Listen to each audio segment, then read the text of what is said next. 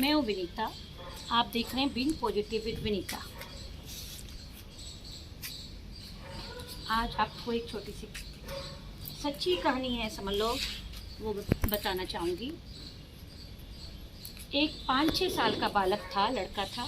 उसकी गोद में, समझ लो 6 महीने नहीं तो 1 साल से छोटी थी, गोद में बहन थी। वो एक मंदिर के बाहर बैठा हुआ था, रो रो के भीख मांग रहा था। नहीं, रो रो के भीख क्या मांग रहा था, बस हाथ जोड़ के बैठा था, मंदिर की तरफ आंखें बंद करके ऐसे बैठा हुआ था। सब लोग आते थे, एक तो सिक्के डाल के चले जाते थे उसके पास, और कोई बात तक नहीं करता था, देखता था और मुंह चढ़ाते चढ़ा जाता था। मेरे से रुका नहीं गया। मैं उस बच्चे के पास गई। मैंने उस बच्चे से पूछा कि बेटा क्या बात है, तू बहुत देर से भगवान से मांग रहा है, क्या मांग रहा है? उस बालक ने कहा, चंद दिन पहले मेरे पिताजी गुजर गए थे। मैं भगवान से कह रहा हूँ कि उनको स्वर्ग देना, मुक्ति देना मेरे पिताजी को, जहाँ भी वो जन्म ले उनको अच्छा शरीर मिले, अच्छा घर मिले। मैं अपने पिताजी के लिए दुआएं करूँ। फिर मैंने पूछा और क्या बेटा? उस बालक ने कहा, मेरी माँ तो लोगों से कपड़े, रोटी, कपड़ा मांगती रहती है। हम एक परछत्ती के नीचे रहते हैं, तो किसी ने फ्री में दे रखी है हमें, रोटी का कपड़ा मांगती रहती है। मैं भगवान से कह रही हूँ मेरी माँ को थोड़ा सा पैसा दो, जिससे कि वो किसी के आगे हाथ ना फैला सके। मुझे बहुत ही दुख हो रहा था ये बातें सुन के, लेकिन फिर भी मैंने हिम्मत करके पूछा, बेटा स्कूल जाते हो? मैंने उस बालक से पूछा। बालक ने कहा, हाँ आंटी स्कूल जाता हूँ। मैंने कहा मुझे बहुत ही खुशी हुई, चलो एक तो पॉजिटिव बात है इसकी ज़िंदगी में। मैंने कहा बेटा कौन सी क्लास में पढ़ता हूँ? आप उसकी बात सुनेंगे, जैसे मेरा रोना नहीं रुका आपका भी नहीं रुकेगा। वो कहने लगा कि आंटी मेरी मम्मी थोड़े से चने बना देती हैं, मैं वो चने बेचने के लिए स्कूल में जाता हूँ। मेरी उम्र के जो बच्चे होते हैं वो चने में से खरीदते हैं, वो ला के माँ के हाथ पे रख देता हूँ, जिससे कि मेरे घर का माँ की दवा आ जाती है, थोड़ा बहुत खाना आ जाता है, मेरा घर चलता है। मैं स्कूल पढ़ने के लिए नहीं जाता हूँ।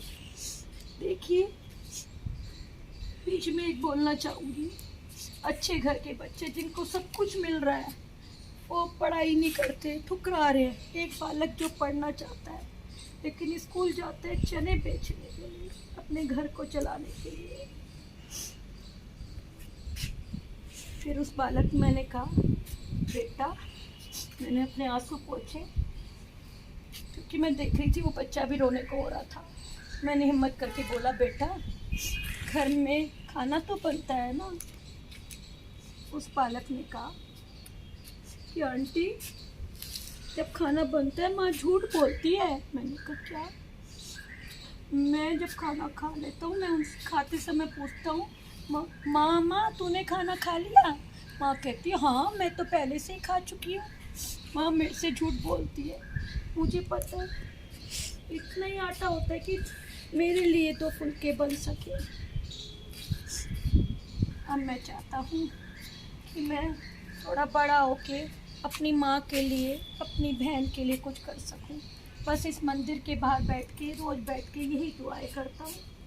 सुबह सुबह बैठता हूँ, उसके बाद स्कूल में चने बेचने चल जाता हूँ। देखिए, मैंने आपके साथ ये बात इसलिए शेयर करी कि इस दुनिया में कितने दुख हैं।